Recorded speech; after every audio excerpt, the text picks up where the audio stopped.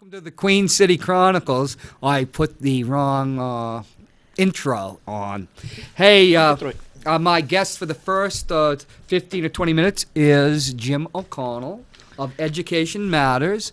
And I asked him young because he was on Matt Carnathan Unleashed in the afternoon this afternoon. It was a very lively show with Connie Van Houten, other members of the school board. It was like old home day down there. It was, It was good though. You know, people have got it's nice to hear different perspectives, and it's important to listen. And when you do as much talking as I do, I think that's an important thing to start with. Tim Baines dropped in, the candidate for alderman in Ward 3, son of Mayor Baines, Mayor Bob Baines. Running as an independent in Ward 3 against Pat Long, no less. And I think we all agreed that the greatest calling card, the greatest way to sell a city is the schools. Absolutely. Yeah. I mean, and that's just the way it is. It is, and I've said this many times. You know, I don't understand what people don't get about this, right? You know, if we look at the public perception, and there's the perception and the reality, and there's a distance between those two because the public perception is off from reality somewhat. But it's not that reality is all pretty, but there are some good things. There are also some terrible things. But you know, there was a time when we used to have these discussions with public representatives in Manchester where it was open to debate. I remember sitting around discussing with people, and people saying, "Well, we're not the lowest. We're well, now that we have the least well school, that we spend less than everybody else, bar at the town of Milan." With funding that, I would like to say when they talk about the tax cap, which Tim Baines had talked about making 2 rounds of Ward 3, he talked about this during the debate on the Rich Girard show. And amongst many things, Rich Girard presents himself as a tax cap king or queen or whatever, whoever the tax cap king is. He said nobody brought up the tax cap. Public safety was the number one issue, but schools. Schools are, we know that the debate used to be about the public good, about how do we make these schools the best. It wasn't about, and we talked in the days we had the parochial schools back in the 70s when the Vatican stopped funding them, and there were the debates then.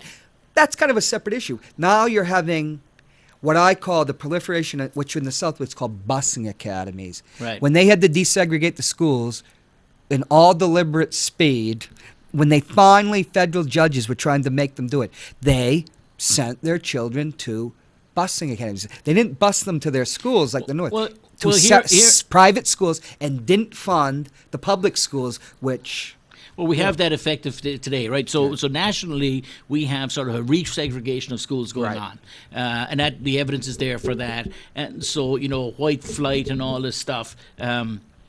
we see in the state of New Hampshire clearly that when you look at the level of the number of courses, the amount of funding for projects, etc., being the lowest in the state in the city of Manchester, and you compare it to the wealthier towns, and the disparity is appalling. It's one thing to say, well, I live in Wyndham, so I get a slightly better bang for my buck over there. I'm going to get a slightly better education. When the differences become way more glaring, then there's a problem for the state of New Hampshire. The state of New Hampshire is the least well public funded school system in to the begin state. with. To begin with. Now it benefits from having high median household incomes. Right. It has a high level of education for parents and things. Yeah. So there's lots. When people look at educational outcomes in the state of New Hampshire, they sort of belie the funding that the state puts in, because the actual population of people that are going to those schools is different from what it is in some other states. But clearly, we know that if you go to any realtor, like my friends who are conservatives, there's no longer an argument can be made. None of them would even try. They don't bother because it would be ridiculous. They used to, but they don't ever. Nobody has said to me in years now, "Oh, I think I've got a friend who's a realtor. They work for XYZ Realty, and they tell me there are people with kids clamoring to come to Manchester." They never say that because it's not true. The opposite is true. Somebody gets a job in the Milliards.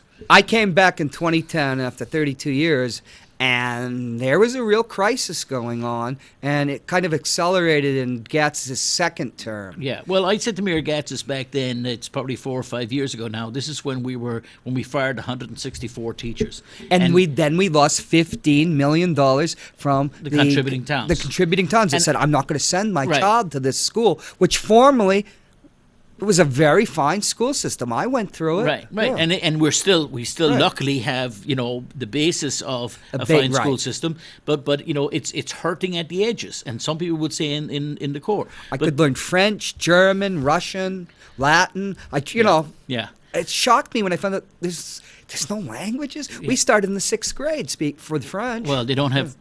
Well, we just brought. To be fair, we brought Spanish We back. brought. Well, but again, let's be honest about this. I'm- No, I mean we're being dishonest. But just be precise about You this. are precise. So we brought back middle school languages. Okay, we brought back one teacher.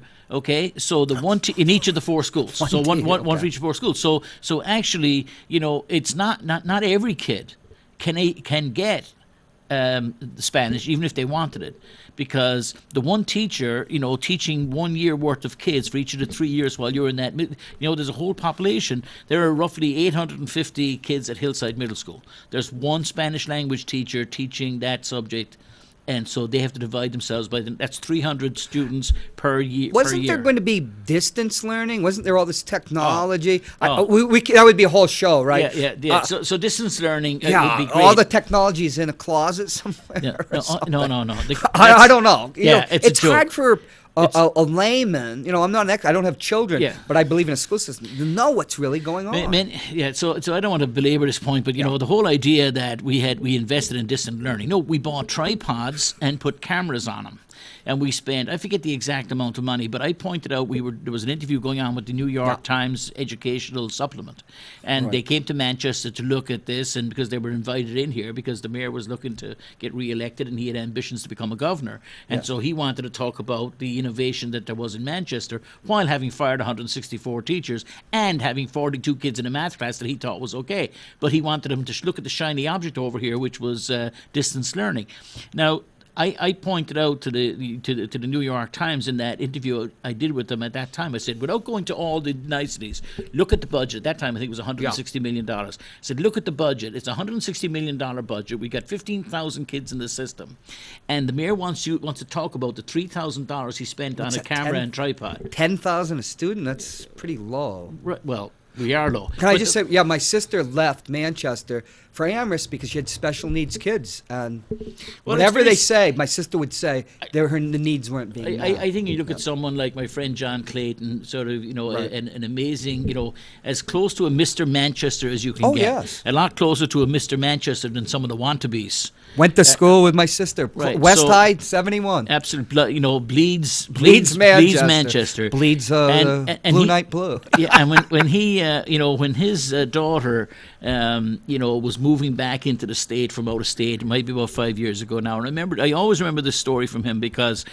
he didn't go out and shout it from the mountaintops, but his daughter came back and had his grandkid, so had a little kid, and decided that they weren't going to come back to Manchester. Really? That they would go and they moved into one of the contiguous towns. I don't know, Hooksett or Bedford or Auburn. I don't remember where it was, but it was one of the towns next to Manchester. Now, if the John Clayton's daughter, he wouldn't like it probably if I'm personalizing this. I'm sorry, John. I don't mean it. But I don't mean to mean you. We understand what you mean. It's a metaphor. It's just for a person that loves the city. Yes, a guy who loves the city and clear. Isn't any wonder that others are not coming in. And when I said to the mayor, I talked about Courier Hill, and I talked about all the families that had left Courier Hill back in the day, and that and lots of people sitting around, often tearfully at their dinner table, trying to decide what to do. Their kids were coming up for school age, and what do we do? And some of them were moving out. And the mayor, in his usual brusque and sort of bullying fashion, said to me, "Are there any empty houses? How many empty houses are there up there?" I'm like, "What's that got to do with it?" Really? I say, "People are moving out." Yeah, but how many empty houses are up there? So people do want to move in. He is a master at avoiding issues like there is not going to be any public debate. Debates with the public can actually go talk. in, unless you got $45. And we'll get to that in a second. But I just want to say my retort to that Yeah. was so you're going to actually start dealing with the Manchester school system as soon as we have boarded up houses on Courier Hill. When that's what we have derelict. When Courier Hill is derelict, the mayor of Manchester will talk about it then. That would be the retort to, aren't they still there? If somebody brings it up and it's a news item. So let's go to tomorrow morning's debate. Anybody watching this, it's Tuesday night, and there's a mayoral debate on tomorrow for at the Puritan Back Room. 8 to 9, sponsored by the Chamber of Commerce, which is a debate that happens every, I guess, 2 years. Yes, each cycle. But the difference this time is that Mayor Gatsis has chosen not to come in front of the average person on the street. He's not going to come in front of students or teachers or parents or workers or He's labourers. going to avoid people like me, who like at Parker Varney or Hillside asked him really biting questions. Because he doesn't want to ask questions. He doesn't want to answer questions that you might ask him. Well, I can't. Yeah, but he's tried to silence you with Well, he by has lowering up. silenced Yeah, me, so so. we'll see. I know. We really don't want to talk about Well, that. I've had Joe. one public representative threaten to silence me already, but I'm a But big you're not boy. in court yet. Yeah, well, I grew up in Ireland where people went to silence you, they meant something other than a piece of paper and a polite guy in a police car saying, here's your subpoena. So, like John McCain said to Trump this week, I'm not afraid of him. I faced down bigger things than that. So, Wait a second. Mark, is that you? No, it's not Mark. Oh, who's this? Caller, welcome to the Queen City Chronicles. Hi. I just wanted to call in and touch base. I keep hearing the technology mayor, talk about technology and distant learning. Let me tell you, I'm in the school district. We have one technology support person for all the high schools. Let me put it in perspective. Bedford High School has 5 in their high school. Manchester has 1 for the entire high school population. For 3 high schools? We have 1 for the entire elementary population, and then the 2 of them split the middle schools. So when they talk, the mayor talks about technology and how distance learning is the way to go, there's no way to support it. You have one guy running around with his head chopped off trying to support 4 high schools. There's no way that it can be done. And for the mayor to come out, it's all grandstanding. He doesn't know what the hell he's talking about. Well, thank you, caller. And we saw this. I've talked about the cynicism of his actions at the board mayor and alderman meeting, where he pulled this rabbit out of a hat with these company that was difficult to find any information on. A couple of guys show up and they're going to have a solar solution for the city of Manchester. Let's just set the thing for the viewers. Joyce Craig, for many moons since she was on the Board of Aldermen, was pushing a plan to have solar at the former town dump. And other sites in the city. And it was one of her issues. And then suddenly, out of the blue, and sources tell me, in violation of city charter, but we won't get into that. If city charter violations were planes, we'd be at Grenier Field. Right, so this proposal came forward. No RFP, no public disclosure, no RFQ, and the mayor doesn't go through the normal subcommittee process, but throws it out and hands it to the alderman a half an hour before the meeting is due to start, and say, "Here's this solution I have. I'm now your solar power panel mayor." And caller, that's the exact same kind of cynicism and grandstanding that we see around technology in the schools. We lost a wonderful director of IT in our schools. The position sits there waiting to be fulfilled. Is it filled? There are 4 people in the IT department for the school system writ large. Right. And the reason that position hasn't been filled is you are not going to find anybody with a right state of mind that's going to take it. Right. You won't. Not even from inside? Now, I was over at Central when distant learning was going on, and you can ask Mr. Giorgio over at Hillside how well that went. One day the students could hear the other students. One day they couldn't see them. They couldn't hear them. Every day it was a joke. Well, it was also an absolute joke. It was also a joke that poor Mr. Giorgio, God bless him, was standing in an empty room at Central High School while the mayor was over at West High School with the union leader and the Boston Globe interviewers. And so he was demonstrating distance learning and how the city was saving money. And in actual fact, we had a teacher who had never taught the subject before, who'd had no professional development in distant learning, who by his own admission was standing staring into a camera unsure of what to do next in an empty classroom at Central High School. And the mayor that went out on the Boston Globe as an example of Manchester using technology and distance learning. You're right, caller. It's all a dog farce. and pony show. It's all a dog and all pony it show. is. Because in It's the end, it's all lip service. The mayor can spout off all he wants. Come into the trenches and actually see it. Ask Mr. Georgie over at Hillside about distant learning, and you'll get the real story. real information. Well, it turns not out from the mayor. When you look at in the last debate, that wasn't held in front of the people of Manchester publicly, but he made the comment about Joyce Craig taking the time to do ride-alongs in police cars and fire department trucks to actually see what they were doing, the impact of crime and the opiate crisis in our city, and he poo-pooed it as an example of laughing and joking around with police officers. So the mayor is fine going over to Parker Varney, which is a school that's gotten $3 million worth of federal funding because it's a school in need of improvement, and he loves to go over there and stand in front of whatever kid is receiving the next award. But in the end, he doesn't put his money where his mouth is. He's never advocated for the programs and services that our kids so richly deserve and need and ought to have. And he has been resistant, and he and I have been at loggerheads on this topic for many years now because he wants to play games in this cynical political. He's more interested in scoring political points than he is in actually solving the problems of the city of Manchester schools. Can I ask the caller and you a question? In the Craig Long budget was passed, it was 3.99%. And the mayor took all the sources tell me, and excellent sources, that he took every alderman into his office one by one and said that he would support a tax cap override if it was under 4%. And then you had the budget like Billy Shea, which had $1 million in painting and fixing up City Hall. But we got the Joyce Craig budget because the chief mayor had been adamant that they needed 35 or 40 policemen that he wouldn't have. But here's the thing. If you watch that meeting, and Danny O'Neill, who's the chairman of the board, is praising the people for having... Former chairman of the board for praising it. The mayor is like a sycophant, like a puppy, asking for praise. And finally, I don't think there's any love between Danny and the mayor. He said, okay, mayor, so you can go home happy. I'll say that to you. And there are press reports, which I don't know why there's an Orwellian memory hole here in Manchester, where he's talking about, yes, we had to override the tax cap. I'm not going to fire firemen and this and that. Right. But we didn't know he was going to be running for governor at the time. We knew he'd be re-election. But yet he's running on a tax cap, and Joe Lavasser hit him constantly that he was soft on a tax cap. Now it's like the dogma, he might as well have a halo over it. Tax cap.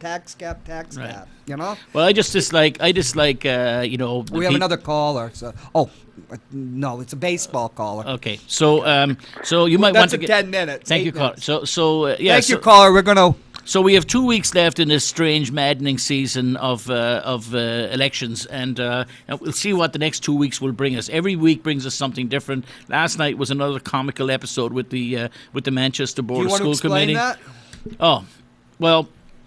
For the, we only got you about for 5 minutes. Yeah, we explain all of them. It's a plural. Back on and Unleashed in the Afternoon, 4 to 6, 95.3. You can. So there was an episode. So people have been in this electoral season. There was a conduct board request by a perpetual conduct board requester to look into Nancy Tessier for what seems to be an honest mistake. Right. Then I haven't been following this because I don't want to. Yeah. I guess Richard H. Girard taped a meeting, which is illegal under state law. He claims he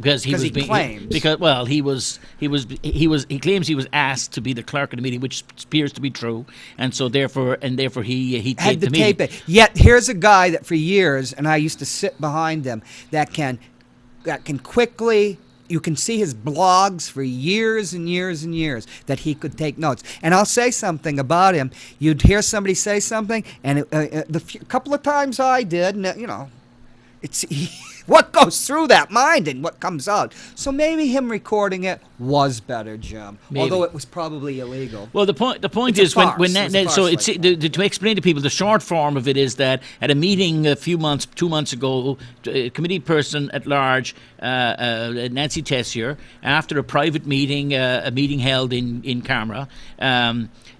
which means that it's secret and people, the whatever goes on there, the minutes are sealed and they're not revealed in public. And as I understand it, and my information is secondhand, but as I understand it, Nancy Tessier, after that meeting, sent an email to all the board members and a couple of public employees in the district commenting on that meeting, which she shouldn't have done. The point is, by sending it, she shouldn't have done it. Draw a line at the end of that. But it was an error on her behalf. I think most people saw it like that, because if she was doing what others have done and was leaking information and sending it out to the outside, she wouldn't have copied all 14 members of the Board of School Committee on such a leak. So clearly she wasn't trying to leak, but what she did do was incorrect, because anything that goes on in that meeting shouldn't have been revealed to anybody else. So what happened was the Board of School Committee decided on their own, individuals, it was never decided by the board. The mayor or the chairman of the board ended up, or the vice chairman of the board ended up going to get legal counsel, and they got a legal written opinion and paid for it. And the legal. Why did they do that? Well, who asked for that? No, we don't know. But the point was, then we get to last night. This is tiresome, Jim. And then all this stuff going on. So as it happened, camera. when that letter was brought to the school board, the board of mayor, there was a vote, and I think 8 of the 14 voted to receive and file. So that was the end of the topic. Now, since then, there are those in the city who've used that to call corruption and drag Nancy Tessier's name through the mud for 2 months. And we have to. Richard H. Girard is running against her. Richard H. Girard wants to be mayor. Well, he's not. Well, he wanted to be mayor. He wants to be I heard mayor. he wants to be a police officer too. Did we? Well, I'm going to write. I've right to know that, but I've told them, because of everything. We'll do it after the election. But I am going to write to know but that. it's not about. So in the end, and actually, he's running unopposed, as is Nancy Tessier. So, but the point is, we get to last night's meeting, and at last night's meeting, Mr. Roches, the one of the school board members, requested that she had sent a letter into the board of mayor, or to the school board, saying that Rich Girard's taping secretly of the secret meeting was possibly in contravention of state law and could even be a criminal offence. And she named the various RSAs that it might be in contravention of, and she asked that the administration or the school board get a legal opinion as to whether Mr. Girard's activities were legal or not, or whether and what they were did ethical they or say not. about that? Well, here's the point. This is where the difference came in, was that there was no legal opinion asked for first. They went to the school board meeting directly, and then they were going to have a vote at the school board meeting, and then they could have just put it to bed right there. And there were people said, the mayor was very upset, why don't we move beyond this? Well, I understand moving beyond this, and I think it'd be better if we were dealing with kids and education and not talking about these matters. But what's sauce for the goose is sauce for the gander. It should go for legal opinion, and if that legal opinion comes back and finds whatever it finds, I'd be all in favour of being understanding of Mr. Girard's position. Mark, hold on. Well, we're going to do the baseball show in about 2 minutes.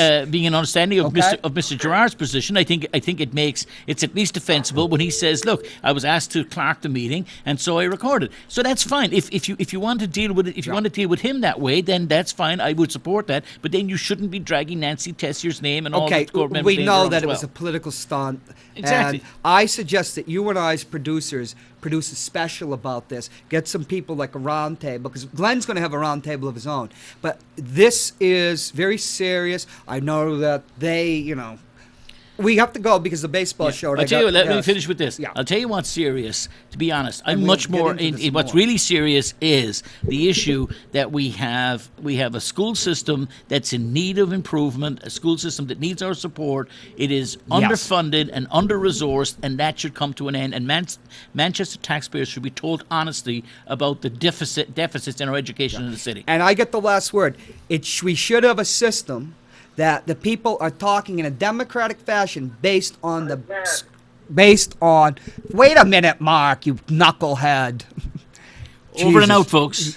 Thank you, Well, John. we need to have a democratic people focused on the good, the better, public good, not on their little agendas, Absolutely. secret agendas. Okay, All roll right, the folks. Thank baseballs. you. Thanks, Jim. Thanks, John. Mark, can't you hold on? Why do you go in and run for dean? Wait a minute. Listen, boss, I've been in the big leagues 14 years and I never appeared in a World Series. Please give me a chance so I can tell my grandchildren. Oh, go ahead, boss. What do you got to lose? We're 7 runs ahead. You heard what he said. The dean is up, folks, and here comes the first pitch.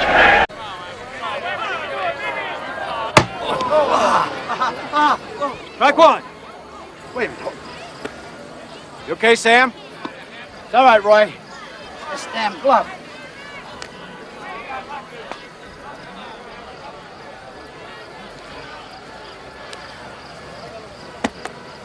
Max, how the hell are you going to call him from way back there? He looks wild to me. If your knees are here shaking, Max, Mind your business, Red Nose, and play ball! Throw it in here, Greenhorn. all right, do it again, Roy. Come on, boy. Do it again.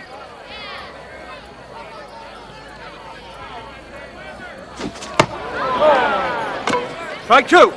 Bunch of throwing spitballs. Now, pig's poop. That ball's as To see the Whammer strike out this week. But here we are with the baseball show. Hey, Kirsten, can you put up the background? Mark. My friend Mark Stern, who was on the Mr. Baseball show today. Yes, Mr. Baseball. You look at me, not the... That's Mark Stern. Mark, how are you? He was a guest on your show today because you couldn't make it. Yeah. How are you feeling? What is to be expected? Well, I'm talking to Mr. Baseball, you knucklehead. Mark, how are you? We got a picture of you with 2 beers in your hand. One of them's empty, I and wonder where is that from? it looks like Dobbs Ferry. Yeah. That could be the Ferry Festa. No, you're inside. Hey, give the show we have you as the Mr. Baseball show. We got the thing in case we have to cut in a show in case both of us are indisposed. Tell everybody who you are, then we'll go to Mr. Baseball and we'll talk about the Yankees. Well, I'm a retired teacher. I know John from Boston University. 39 where I years. attended for a year and a half. Oh, there's I'm a a Yankee stunning fan. thing.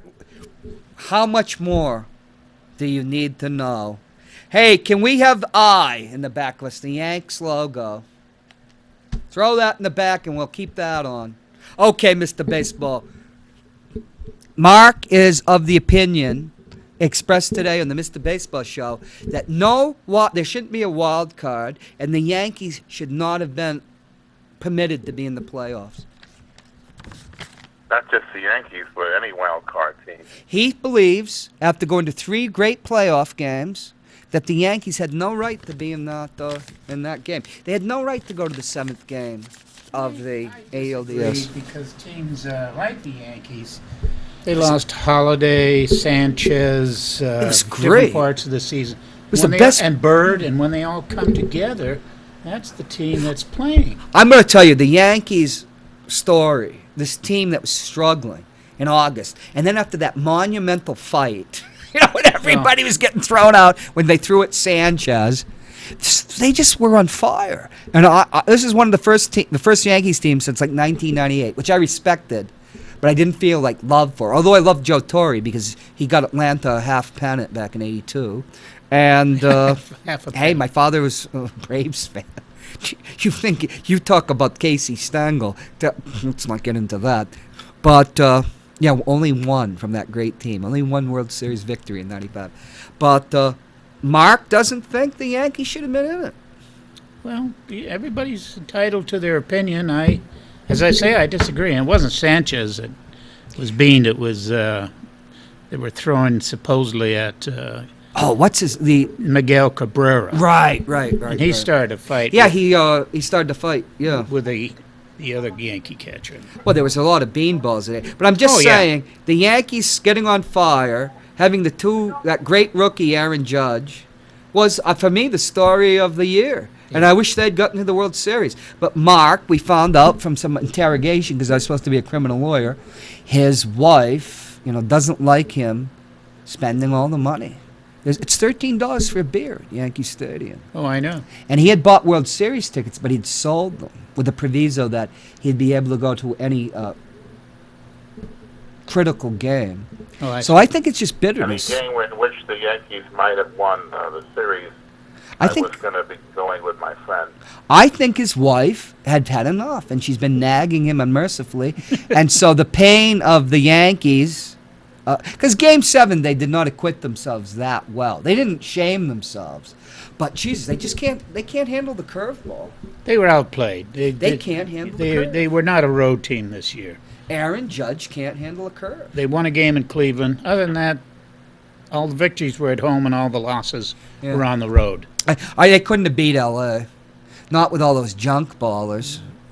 You don't know. That's just Well, why That's why interesting to see baseball's what so happens great. now. That's why they play the. It was supposed to be the doggone game. Red Sox that got to Game 7 of the ALCS, not the Yankees.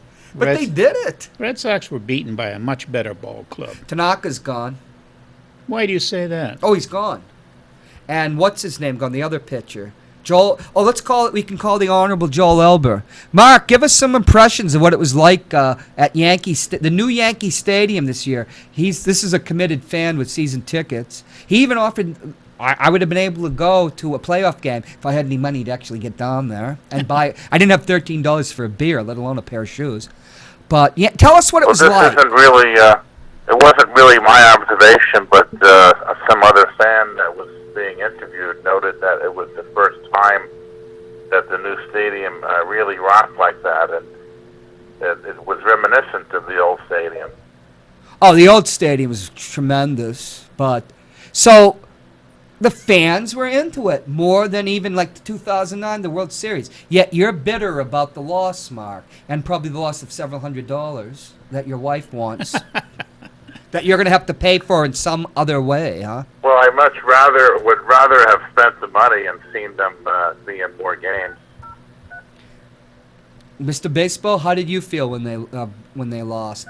Well, I really expected it, to be honest with you. No, I was we just. had you saying they were going to win. Well- remember at Billy's.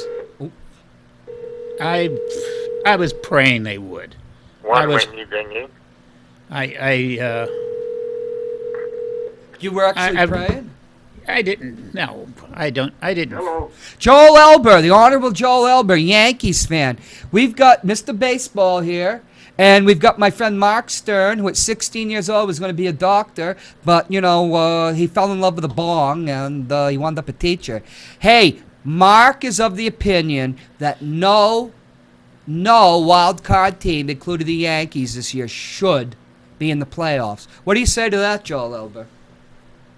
No, you know what? I have to disagree with that. If you win 92 or 94 games and there's a playoff spot, I think it doesn't matter who it is. I think that team definitely belongs in the playoffs. Absolutely. And weren't you excited by this Yankees team? I loved that team. And, I hate the Yankees. Weren't you excited by this team, Joel? Yeah, I was very excited. I wasn't too sure. In the beginning of the season, everybody predicted that the Yankees will be, third or fourth place.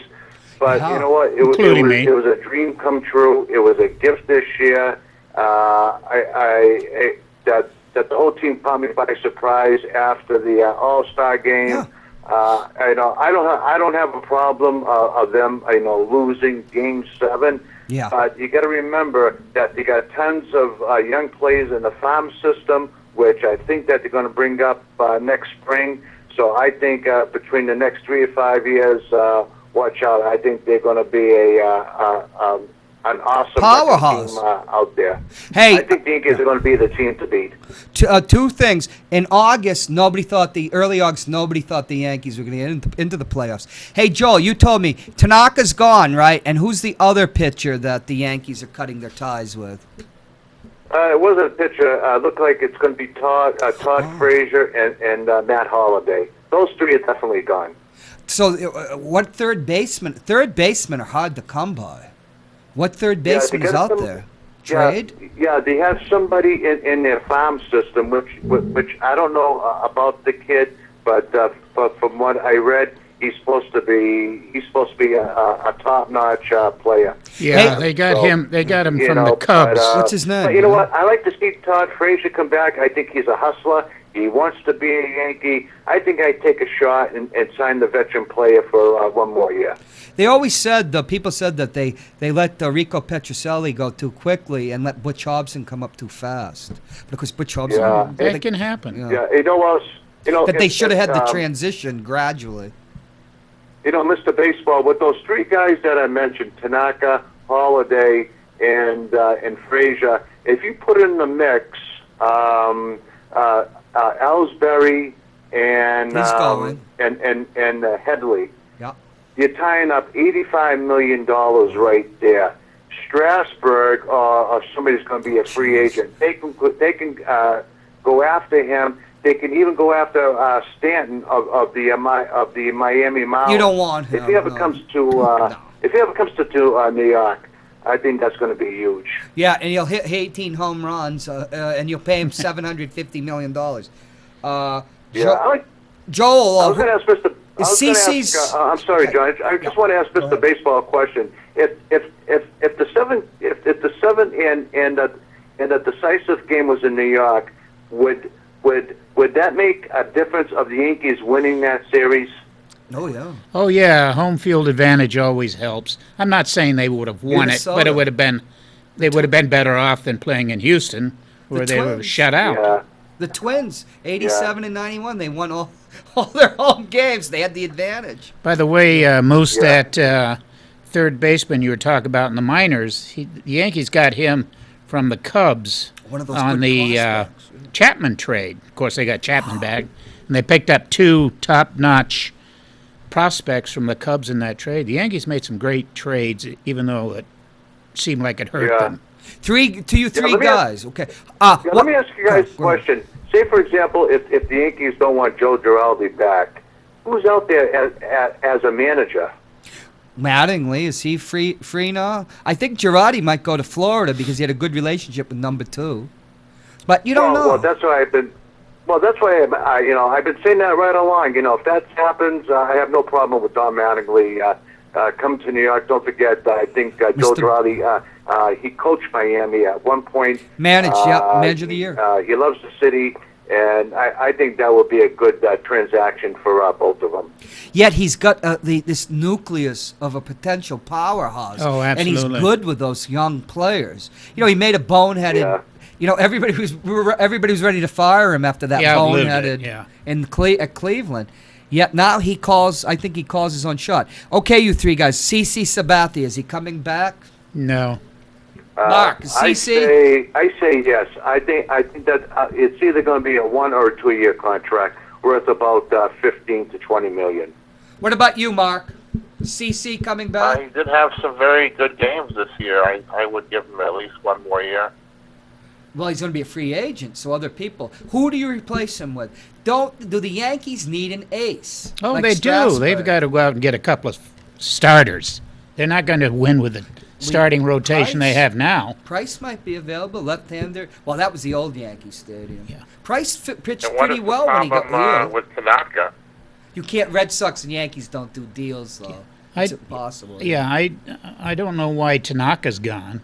I haven't heard it. That's what I'm asking. What was the issue with him? Is he getting too old? No, I think he's. No, the reason is, don't forget about Tanaka. I think he has a bad arm or a bad elbow. I think his salary this year was like $22 million. There's nobody going to out there that's going to pick him up for $22 million. He has to take a huge pay cut. I'm looking at maybe somebody does sign him if the Yankee goes. If he gets around 15 to 18 million, I think that's a bargain out there for him. Jeez, but again, he's taking a chance because of his elbow. I mean, his elbow can go, like the second game of the beginning of the season. So, are you really taking a chance? Absolutely. Oh yeah. But who are the free agent pitchers this year? And there were some great aces that are in there. 1 year left, and that's when you generally can trade them for some value. I have a question. I'm not too sure. Maybe Mr.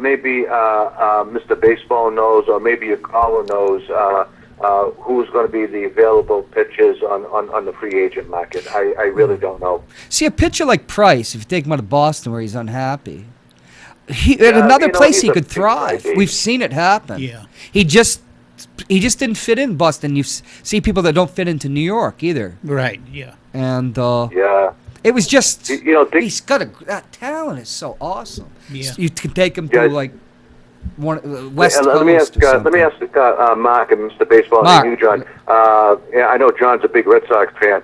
I think he is, but Alex Cora, you think he's a good fit for the Boston Red Sox? Yes. I think so, because with him and Drobowski, they have a relationship. Yeah, I think so too. Of course, Well, you never know. You know, I think he lasts no more than less than 3 years in Boston. Joel, didn't you have? I really do. Joel, didn't you and Charlie Sherman have a role in the Red Sox signing Bobby Valentine? Isn't that why Charlie Sherman had to leave? No, maybe Charlie did, but not me. I have a question for Mark. Marcus, you were at the playoffs. I want to go back to the wild card. There are 3 divisions in each league. What do you do in the playoffs then? Mark, well, I understand that there's going to be another expansion. You mean another division?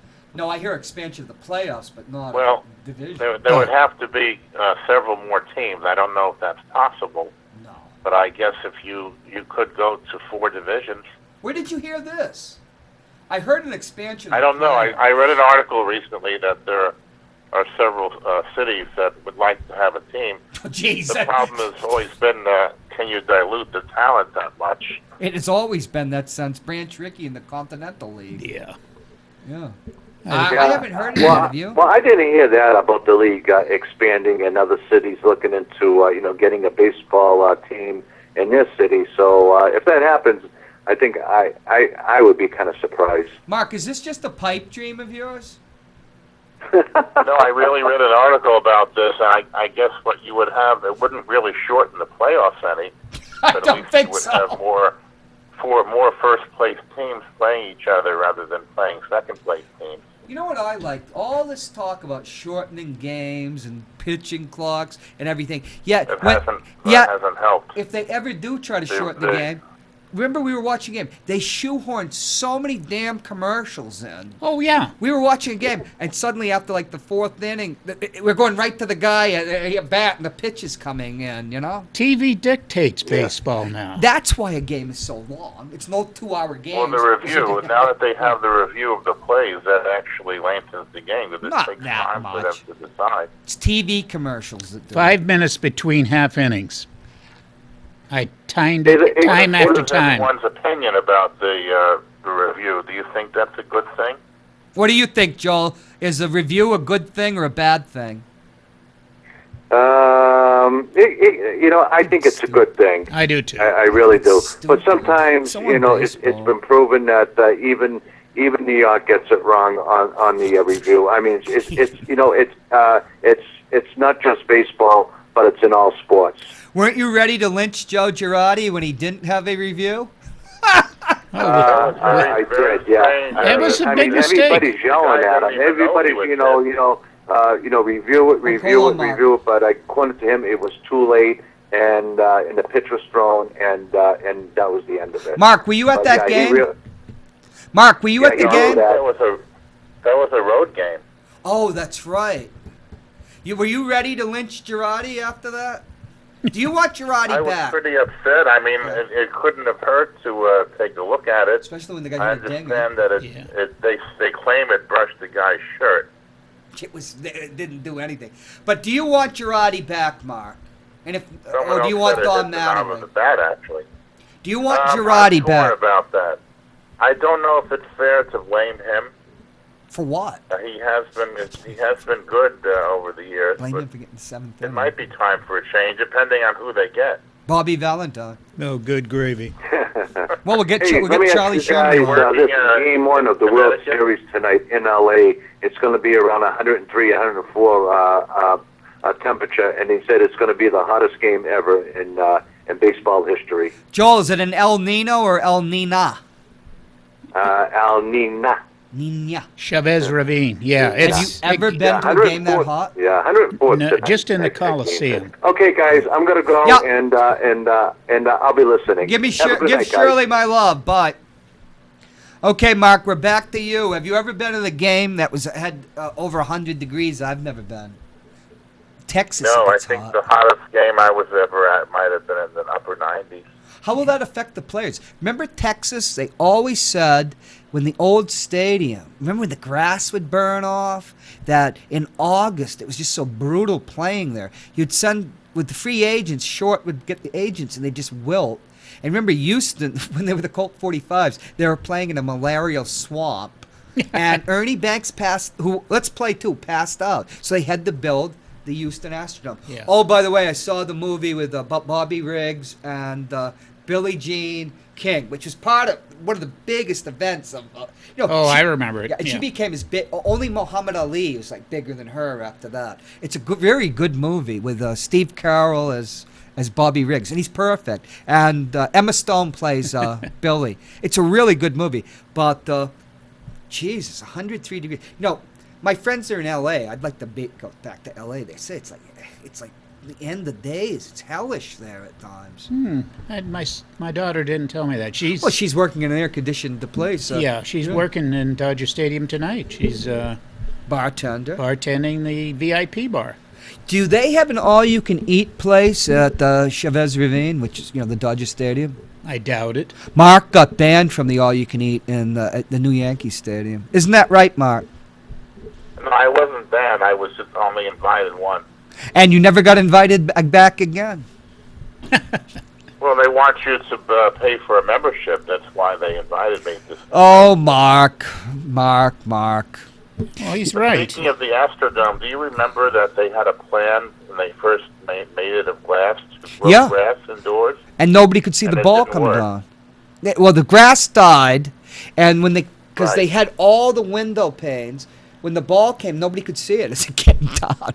Remember when they had the first stadiums, and there were all the rules, like if you hit a ball, because somebody like Harmon Killebrew could hit a titanic shot. If it hits the beam, it's a home run or a double. Remember those days? Yes, they have some strange ground rules in those indoor stadiums. Hi, caller. Welcome to the Mr. Baseball Show, QCC edition. Is this a Ted Williams fan? Just got two comments. One, my dad and I went out to see the American Legion World Series in 1998 out in Las Vegas. Oh, boy. And those 17 and 18-year-old kids played for 7 straight days in nothing less than 112-degree weather. So I'm sure these cassettes big melt. boys can handle the heat. I don't know. They're not as tough as those kids. And remember, I was in Vegas. A cassette in your car would melt. Good point. Good What's point. the second And another one? thing, just one more thing is these Yankee fans have to realize that like the Lakers and Celtics and the Canadians and the Patriots and Steelers, they're hated. People don't. The Indians want to see their fans win. The Milwaukee Brewers want to see their fans win. Oh yeah. And I always had a little saying that watching the Yankees win another World Series is like watching Bill Gates win Powerball. That's a great one. Thank you so much. It has been a while. Yeah, I know we're have a good spoiled, night. but it's been a lot of years now.